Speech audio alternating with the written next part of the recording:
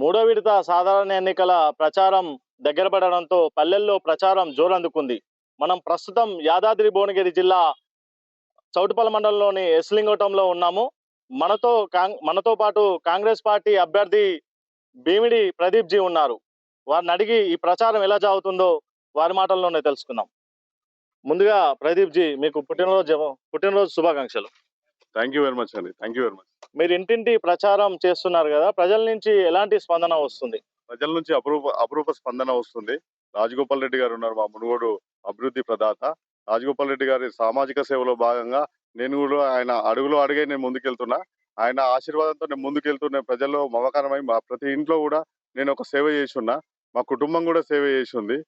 దాన్ని భిన్నంగా తీసుకొని ప్రజలందరూ కూడా నాకు మంచి ఆశీస్సులు ఇస్తూ ముందుకెళ్తున్నా. ప్రతి ఒక్కరు కూడా నేను ఓటేస్తా, కాంగ్రెస్ ప్రభుత్వం ఉంది, మాకు సన్న బియ్యం వచ్చినాయి, మా కరెంట్ బిల్ కడతలేము, రుణమాఫీ అయింది, బస్ ఎక్కుతున్నాం, బస్ కిరాయి కడతలేము. సో మీరు కూడా యువకులు, మీ నాన్నగారు ఎంతో చేసారు. ప్రతి ఇంట్లోకి వెళ్తే మీ నాన్న నాకు రేషన్ కార్డు ఇచ్చిండు, మీ నాన్న నాకు ప్లాట్ ఇప్పించిండు, మీ నాన్న నాకు ఇల్లు కట్టించిండు, మీ నాన్న ఆపదలు ఉన్నప్పుడు వచ్చి 10 రూపాయలు లేకుండా, 10 రూపాయలు ఖర్చు లేకుండా మాకు అవసరమైతే జేబుల నుంచి ఒక 10 రూపాయలు ఖర్చు పెట్టి మాకు సహాయం చేసిండు. నీకు ఎందుకేం బిడ్డ ఓటు, నీకు ఖచ్చితంగా ఓటేస్తామని చెప్పేసి నన్ను ఆశీర్వదిస్తున్నారు అని తెలియజేస్తున్నాను. మీ కుటుంబం మొత్తం ప్రజాసేవకి అంకితమైంది. మీరు కూడా ఈ రంగాన్ని ఎంచుకోవడానికి ఏంటి కారణం? గ్రామంలో నిరుపేదలు కావచ్చు, ధనికులు కావచ్చు, ఎవరు కూడా ఇబ్బంది పడొద్దు. గ్రామం అంతా ఒకటే నా కుటుంబం. గ్రామ ప్రజలంతా నా కుటుంబ సభ్యులు అనుకొని నా వంతు సాయం, ఆర్థిక సాయం చేసుకుంటూ ముందుకెళ్తున్నా.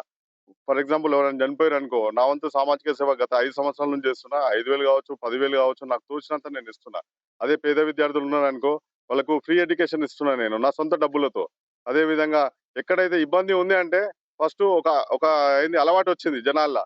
ప్రదీప్ ఎక్కడ ఒక ఫోన్ చేద్దాం, ఆయన వస్తాడేమో, ఆయన రాకుండా కొడతాడు, నన్ను పంపిస్తాడేమో, హాస్పిటల్ ఉండని, ఇంట్లో ఉండని, ఇబ్బంది జరిగిందంటే ప్రదీప్ కి ఫోన్ చేద్దాం అనే ఒక అలవాటు మాత్రం తీసుకొచ్చిన. ఆ అలవాటుని నేను ఖచ్చితంగా తూచా తప్పకుండా నా వంతు సాయం వాళ్ళకి ఆదుకొని ఆసరగా నిలబడుతున్నా. అదే వాళ్ళ నుంచి వచ్చే గొప్ప అపురూప స్పందనగా నేను భారీ మెజార్టీతో గెలవబోతున్నానని ఆశిస్తున్నాను. మీరు ప్రజల వద్దకు వెళ్తున్నారు కదా, ఈ ఎలాంటి హామీలని ప్రజల వద్దకు తీసుకెళ్లి మీరు ఓట్లని అభ్యర్థిస్తున్నారు? మీకు తెలుసు, మా ప్రభుత్వం వచ్చి 20 నెలలు మాత్రమే అవుతుంది. గత ప్రభుత్వం 10 సంవత్సరాలు పనిచేసింది. గత ప్రభుత్వంలో డబుల్ బెడ్రూమ్ ఇస్తా అన్నాడు. గత ప్రభుత్వంలో 3 ఎకరాల భూమి ఇస్తా అన్నాడు.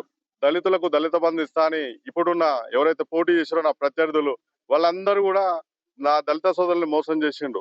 మా దళిత సోదరుల్ని మోసం చేసిండు. చదువుకున్న పిల్లల్ని మోసం చేసిరు. కానీ మాది విభిన్నంగా ఉంది. రేవంత్ రెడ్డి గారి ఆధ్వర్యంలో, సోనియమ్మ ఆశీస్సులతో నేడు సన్నబియ్యం తింటున్నారు. ప్రతి ఇంట్లో కూడా ధనికుడు అయితే సన్నబియ్యం తినాలి, పేదవాళ్ళు అయితే దొడ్డు బియ్యం తినాలని ఆనాటి ప్రభుత్వాలు ఉండే. కానీ నేడు మాత్రం అది రూపు మాపినాం. 20 నెలలు వచ్చి గవర్నమెంట్ నుంచి 20 నెలలు అవుతుంది. సన్నబియ్యం ఇచ్చినాం. ఒక 123 వైట్ రేషన్ కార్డులు ఇచ్చినాం. 1,60,00,000 ఇందిరా మిల్లు ఇచ్చినాం. ఎవరికి ఎక్కడ ఆపతున్నారే, కాంగ్రెస్ వాళ్ళు పని చేస్తారు, వీళ్ళని నమ్మొచ్చు, వీళ్ళకు ఓటేయచ్చు అని భారీ మెజార్టీతో గెలిపిస్తాం బిడ్డ. నువ్వు ఎక్కడ కూడా టెన్షన్ పడకు, నువ్వు ఒక సామాజిక సేవ చేస్తున్నావు. ఊర్లో ఎవరు కూడా 10 రూపాయలు కూడా సహాయం చేయలే. కానీ నీ గొప్ప మనసున్న వ్యక్తివి, మీ నాన్న ఆనాడు చేసావు, నువ్వు చేయడానికి వస్తున్నావు, నిన్ను నమ్ముతాం, మీ కుటుంబం మీద నమ్మకం ఉందనే ఆలోచనతో నాకు ఆశీర్వదిస్తున్నారు. మీ గ్రామంలోని ముఖ్యమైన సమస్యలు ఏంటి? మిమ్మల్ని గెలిపిస్తే మీ ఊరిని ఎలాంటి అభివృద్ధి కార్యక్రమాలు తీసుకెళ్తారు?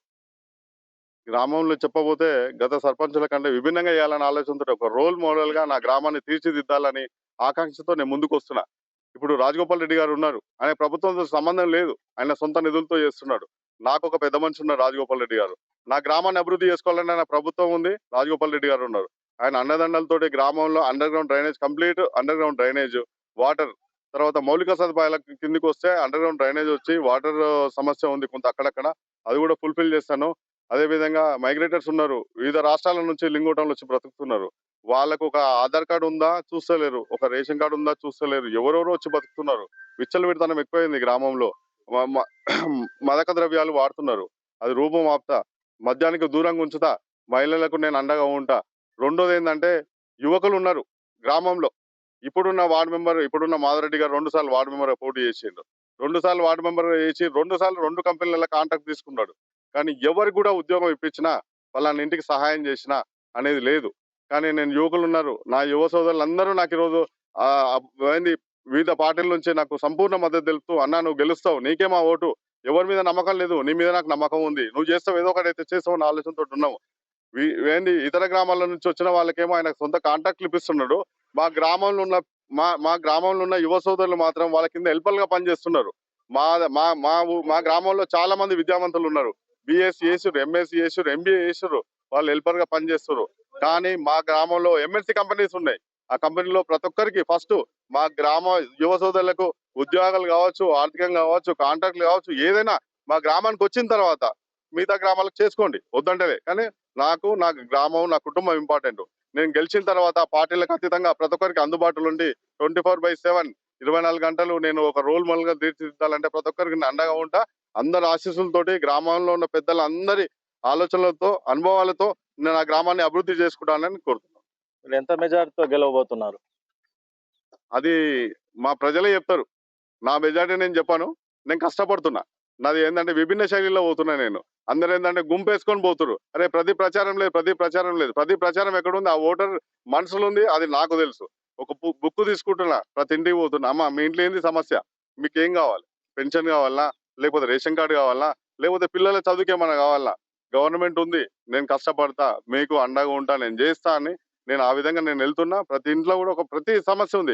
చదువు కావచ్చు, ఆరోగ్యాలు కావచ్చు, ఇంకేమైనా కావాలంటే కూడా వ్యక్తిగత సమస్యలు కూడా ఉన్నాయి. అవి నేను మీ ముందు చెప్పలేను. కానీ వాళ్ళకి తీర్చాలనే నమ్మకం ఉంది. వాళ్ళు భారీ మెజార్టీతో నన్ను గెలిపించబోతున్నారని చెప్పగలుగుతాను.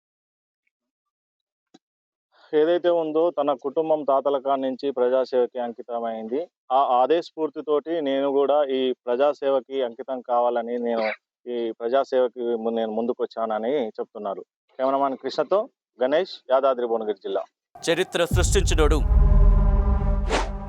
ఇప్పుడు ఆ చరిత్రని తిరగరాయబోతున్నాడు. అబద్ధాల గోడల్ని బద్దలు కొట్టి నిజాలను రాగా మీ ముందుంచబోతున్నాడు. నిజమైన వార్తల కోసం వెంటనే డౌన్లోడ్ చేసుకోండి రా యాప్ని.